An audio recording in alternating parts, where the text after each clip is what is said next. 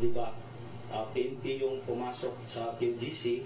So, ang kanilang tiwala ngayon nandito sa Armed Forces, sa Philippine Army. So pinili nila yung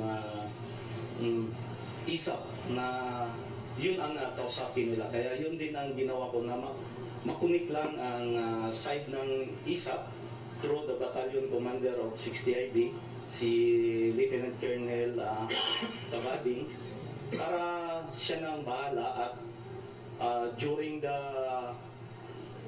starting of the negotiation, nire-request din nila yung presence ko dahil nga parang ako ang maging third party o witness doon sa lahat ng pinag-usapan na walang mangyayaring double cross sa negotiation during sa mag-decide na magsuko si Pastor Pibulo. Sir, personal,